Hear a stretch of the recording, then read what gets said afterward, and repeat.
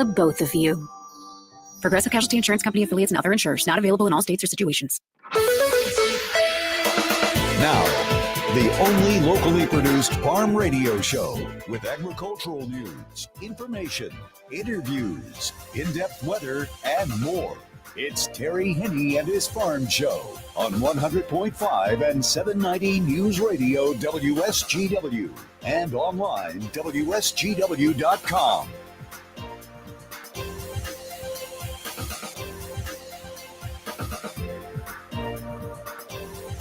A mostly sunny and absolutely gorgeous good morning to you. I hope your day is going well for you, wherever you might be. Terry Henne here at Radio Center, along with Matthew Lester, taking a look outside and wishing we were out there. Absolutely beautiful weather. All over the weekend, really not all that bad. A lot of folks had the opportunity to get quite a bit of work done in a pleasant temperature setting. So you could work out there and you didn't have to worry about getting overheated. Of course, evenings still a little bit on the cool side. We will begin to see a build in our humidity, but right now humidity is only at about 40%. So it's just an absolutely gorgeous day. Matthew, on the thermometer, what are we looking at right now? Currently, over at the airport, it's sunny at 67. Over in Midland, it's sunny at 70. Here at Radio Center, it's sunny also at 70. We have variable winds at 3 miles per hour, and our pressure's at 30.18, and it's steady. We had a relatively cool start to the weekend. Not so much the temperatures as it was the wind. We were looking at a southwest wind that became northeasterly. And over the weekend, we had that northeast wind and east wind gusting to right around 20, 26 miles per hour. Sunday was a much better day than Saturday. Saturday, in some cases, if you were out in the wind, it was chilly. We peaked out at right around 75 degrees for a high on Saturday. Sunday, a little bit cooler. We had 67 degrees. Both of those readings at MBS International Airport. And as Matthew said, we're currently at 67. Midland is warming up a little bit. We're going to warm up as we go through the day because we don't have a wind to contend with. We're going to have literally no wind to speak of at all. If it does eventually come out of a direction, it will be out of the southeast, but right around 7 to 10 miles per hour. And that's going to be it. And that southeast wind is going to continue not only today, but also tonight, tomorrow night, Wednesday, and Wednesday night, because we have a low pressure system, which is well to the south of us right now. It's Mississippi, and it's going to be moving into northern Georgia by late tonight and early tomorrow morning. Then it's going to begin to work its way north, and then eventually a little bit to the west. So it's going to hover in the Tennessee Valley as we move through a good part of the work week this week and pretty much stay there. As a result, we're going to see no organized weather systems affecting our weather, but it's going to be more of a nuisance type of weather pattern. Nuisance in that there's going to be some moisture, there's going to be some precipitation, and that's why starting after midnight tonight and going through a good part of the work week this week, right up at least into Friday, if not Friday night, we're going to be looking at that bubbling low, trying to push some moisture up in our direction. Southern Michigan, at least the southern half of the lower peninsula, will have a little bit better chance of seeing moisture. But overall, whatever moisture there is, at least over the next couple of days, we won't even look at 1/10 of an inch. And some of you won't get anything at all. So it's going to be, as I said, more of a nuisance than anything. As we move into the middle part of the week, the chances of showers will become a little bit better. Coverage area will be a little bit better. Again, that's going to be on Wednesday. But in almost all situations, it looks as though the best chance of precipitation will be later in the day and the early evening. Very summer-like type pattern when it comes to the moisture. A lot of times we don't see the moisture in the morning hours, but as we move into the afternoon, the chances of precipitation increase. And that's what it looks like as we move into the center of the work week, about Wednesday and into Thursday. Now, Friday, there still is going to be a chance of some showers around, but again, it's going to be more of a nuisance than anything else. So how much rain are we going to get over the next several days, over this week? boy, it really doesn't look like if we get a quarter of an inch, maybe a third of an inch, that's going to be it. And it's going to be spread out over about 4 or 5 days. So very little precipitation in any one given area over any particular 12-hour period of time. It's just going to be one of those type of weeks where it's going to be very summer-like as far as our weather conditions go. Like today, we're looking for a high of 82. That's what's normal toward Father's Day, after Father's Day in the late part of June. Low tonight, right around 60. And again, there is going to be a chance of a spotty shower after midnight, and it'll be bubbling up from the south, moving up into the northern areas of the lower peninsula. But again, there's no organized front associated with that, or for that matter, much of anything in the way of moisture pattern until we get into the end of the week. Tuesday, tomorrow, sun, clouds, spotty showers around.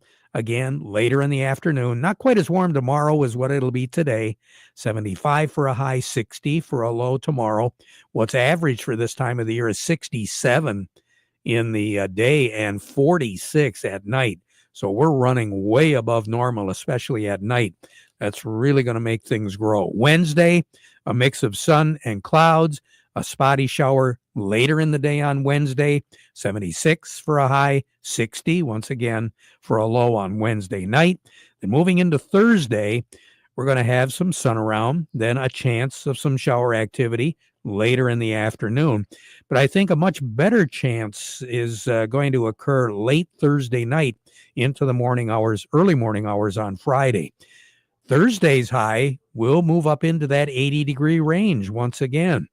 Low pressure system, though, on Thursday is going to be up in Canada just north of Minnesota. And there is going to be a cold front that'll be extended from that one, and it'll go down through Minnesota and into Iowa. That front will cross the state later in the evening hours on Thursday afternoon. At least that's what it looks like right now.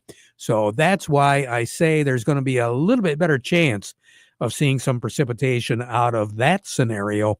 And again, that's going to be Thursday night and early Friday morning. But Friday, for the most part, looks like a partly cloudy day with a chance of some showers, but very scattered. Same thing with Friday night. Saturday, more of the same, but the temperature is going to be different because that cold front will have moved through, gone completely through the state. Saturday's high should be right around 67, 68 degrees. So very similar to what we saw yesterday. And the upper 40s for a low on Saturday night. Sunday, partly cloudy skies, 66 for a high. But all the way through this period, we're not looking for our temperatures for the upcoming weekend to drop down below 40 degrees. So as far as any concerns with getting plants out, don't think you're really going to have any issues as we go through the weekend. Now, the long range to take us through the 25th is for our temperatures to be at or slightly below normal. Precipitation pattern average for this time of the year. Again, remember, during that period of time, let's say the 18th, 19th, 20th through the 25th, our average temperatures are right around 70 in the afternoon and 50 at night. So below that, no big concern. Record high in the state, 88.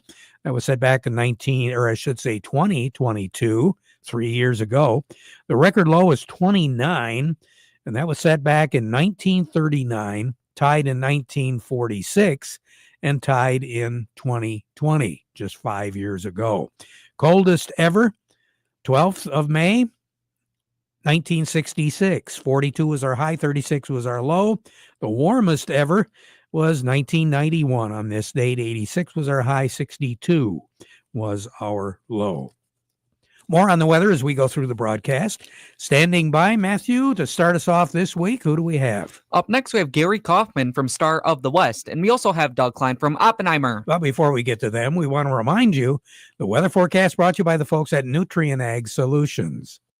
Nutrient Ag Solutions has the local expertise to recommend the corn, soybean, and other seed products that are the best fit for your field.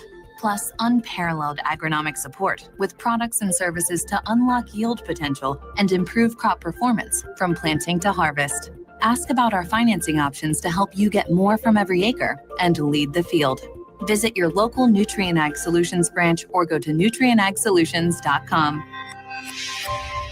Say, do you want to unlock the secret to higher yields? If you're applying dry fertilizer, the key to better yield potential is Titan XC. Titan XC is a fertilizer biocatalyst that unlocks and releases the bound up nutrients in granular fertilizer, promoting better root uptake and plant growth. Drive performance this season and beyond. Release more nutrition. Expect better results with Titan XC. For more information, visit lpi.ag/unlock or contact your Nutrient Ag Solutions crop consultant today. I want to mention to you that coming up here in the not too distant future, American Crystal Beet Seeds is going to be instituting once again their 2025 Homegrown Giving Program, which is an opportunity to support organizations that do make a difference in your community.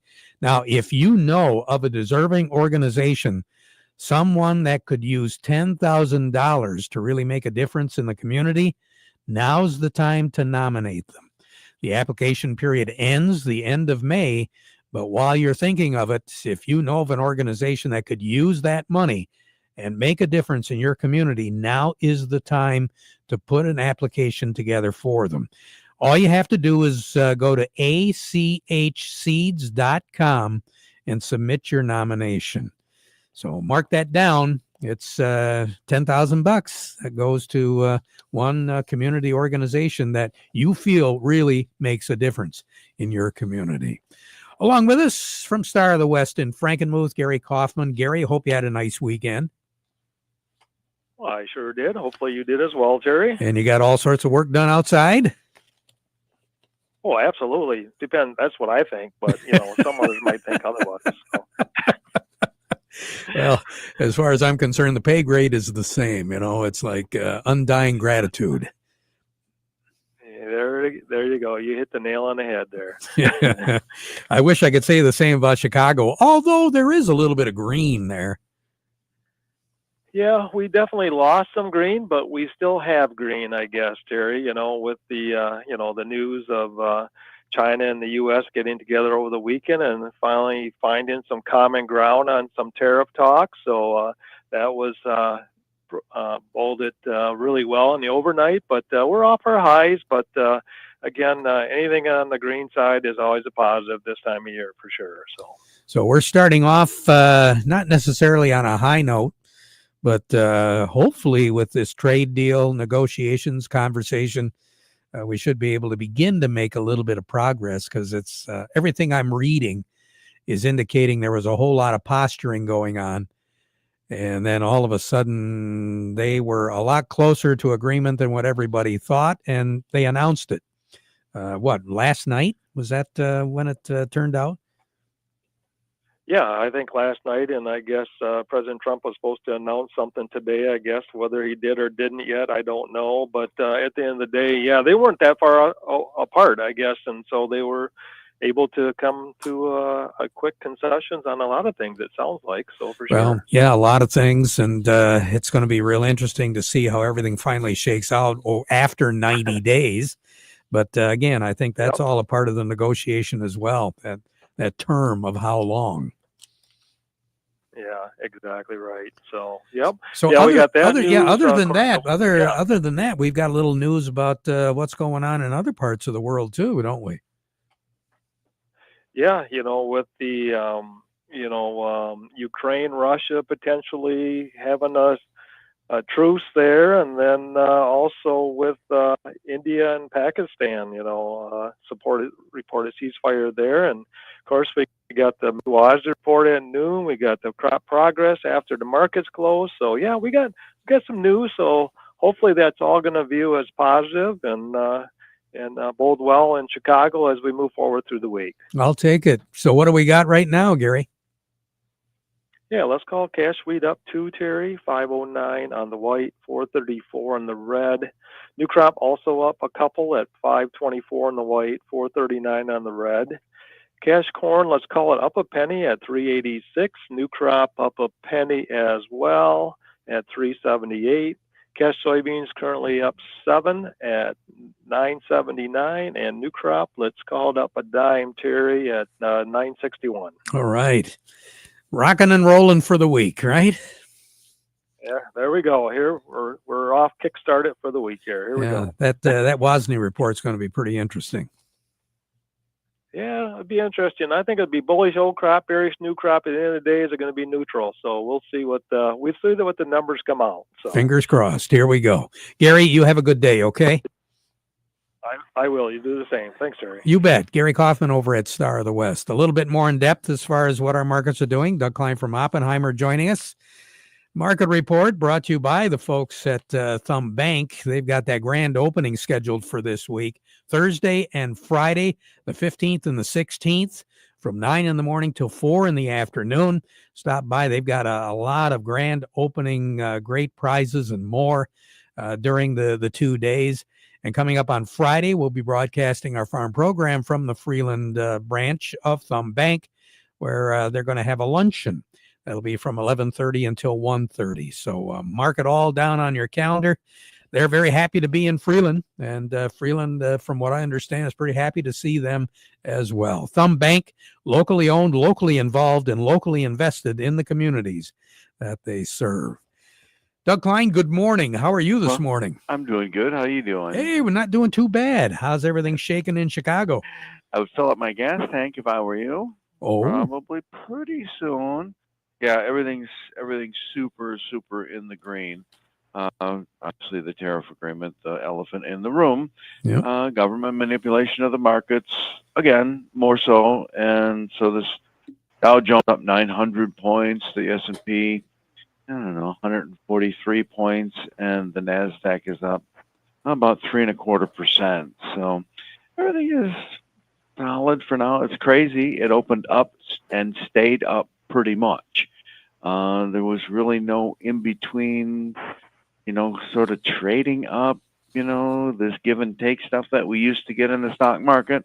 Now it's all up, stop, kind of hard to fathom. But anyway, we'll live through it. Here's your numbers. The July corn is 4.50 3/4, up a penny. December corn is 4.43, up a penny. July soybeans 10.60 1/2, up 8 3/4. November soybeans 10.42, up 11 1/2. July wheat 5.24 3/4, up 3, and December wheat 5.60 1/4, up 2.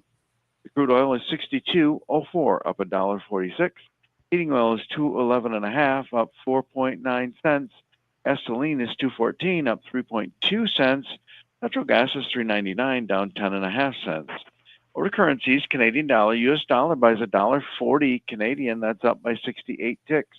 The dollar buys 148.14 yen, that's up by 280 ticks. The euro is at 111.05, down 142 ticks.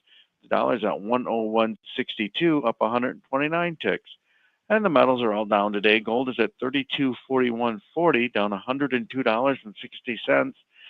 Silver's 32.67, down 10 1/2 cents.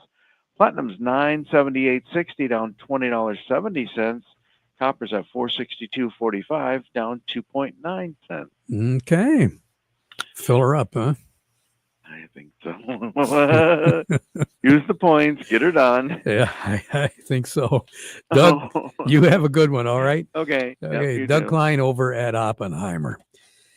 We've had a lot of reports as far as what's going on in the central part of the continental United States. And obviously, the planting has been fast and furious all across the continental United States, including right here in Michigan. As far as the sugar beet crop is concerned, let's get a progress report there. Kevin Messing joining us with Michigan Sugar Company. Kevin's report brought to you by the folks at Foster Blue Water Oil and Blue Flame Propane. Kevin, good morning. How are you? Good. How are you, Terry? You got the Bermuda shorts on to walk across the field today? Not yet, but T-shirts are pretty comfortable right now. Boy, they sure are. Would you say, for the most part, other than the wind and everything else that we've had that Mother Nature's thrown at us, this has been a pretty good growing season for sugar beets? Yeah, I would say so, Terry. We're seeing some minor incidences of seedling disease, which do pop up every year to varying levels.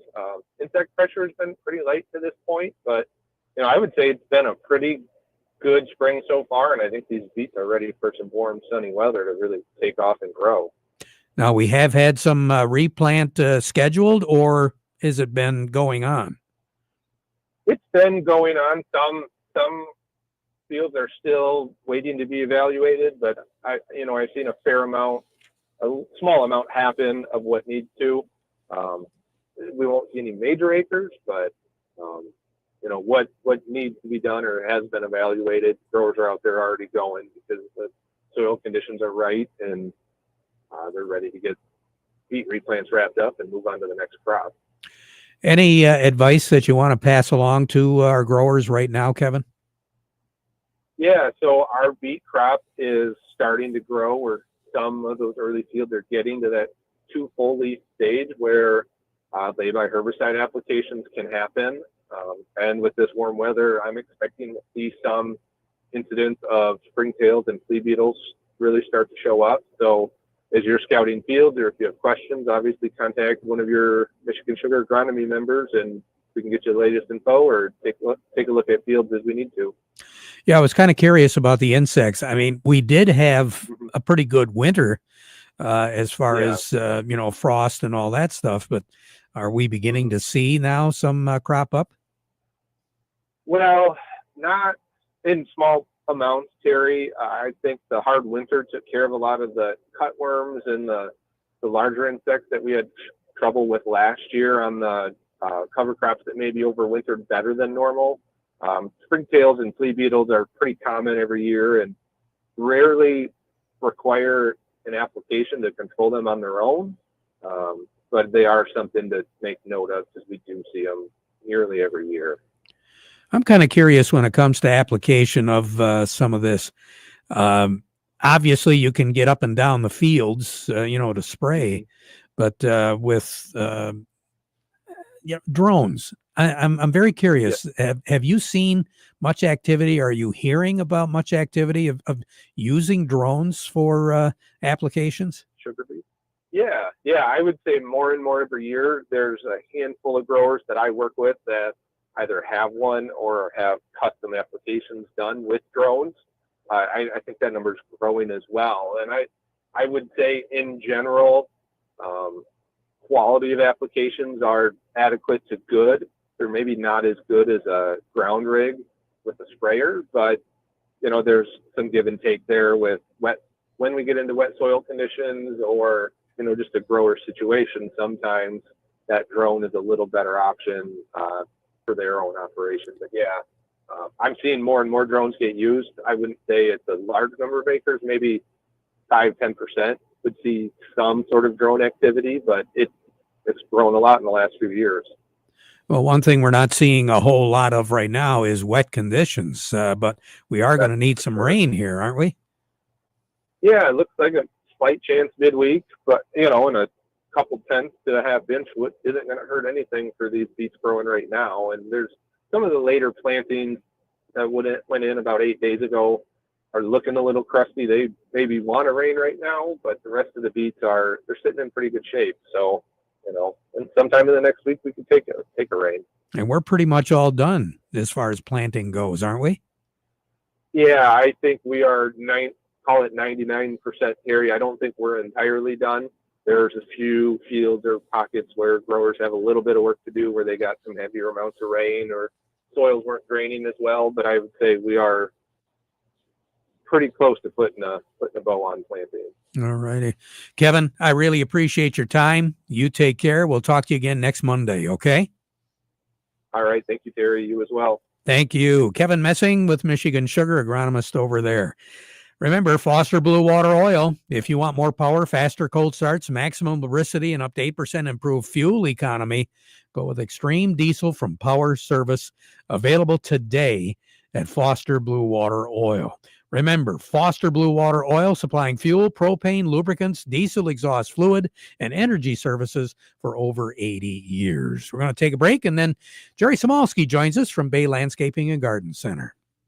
Experience the most reliable RTK signal from PC Ag Solutions, compatible with most GPS receivers. Trade in your old radio or modem and get an affordable subscription through us. We have over 25 base station locations across the Lower Peninsula, and we're always looking to add more to our network. Discover more power, more accuracy, and more coverage with our 450 megahertz signal. Call us to learn more today. PC Ag Solutions, 989-868-4444. For 100 years, Forward Energy has been more than just a home heat and fuel provider. We've been a part of your community, and you've been a part of our family through every storm, every season, and every moment. We've been right here, keeping you warm and safe. As your hometown energy provider, we deliver more than just propane. We deliver peace of mind with reliable service, quality you can count on, and a commitment to always being there when you need us most. Forward Energy, 100 years strong, fueled by family, powered by community. Farm Service brought to you today by the folks at Freeland Bean and Grain. You know, they've got great selection of products right now from Sure Crop and Nature's. Why don't you plan on talking to the folks at Freeland and find out how those products can work for you to help you increase your yields as your crop grows this spring and summer. Freeland Bean and Grain, they've been serving you since 1983, and remember, serving you is their business. Jerry Samolsky, Bay Landscaping and Garden Center in Essexville, joining us right now. And Jerry, a lot of folks working on the landscape over the weekend.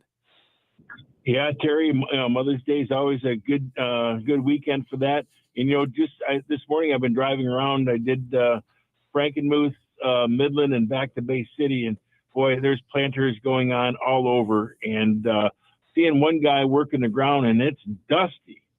So this time of year to be dusty is usually quite unusual. So, I mean, it's dry. If you've planted anything new, you need to maybe water a little more than you are. Lawn seedings, definitely water. Terry, how much lower are we, like 1st of March till now in moisture? We're almost an inch and a half below. Yeah, I would say at least that. We need some moisture. We need some substantial moisture. And I hate to say it, but I think a good week of 2-3 inch rain over a week, every day a slow drizzle would be terrible for production. But boy, that'd help that deep ground get some water. We're just dry. Yeah, we sure are. More tomorrow, Jerry. You take care. Drive careful, right. Okay? Yes, sir. All righty. We'll be right back. When I grow up, I want to be a race car driver. My mom says I could be an astronaut. Someday, I'm going to be turned into sugar and made into the world's stickiest, sweetest lollipop ever. Probosol fungicide from BASF helps every sugar beet live up to its fullest potential. Advanced disease control means you get enhanced Cercospora leaf spot protection and more recoverable sucrose. Help your sugar beets achieve their dreams and maximize your yield potential with Probosol fungicide. Always read and follow label directions. Back at 12:30 with an update. Now we conclude our program with the playing of our national anthem, brought to you by Euclid Avenue Coin in Bay City.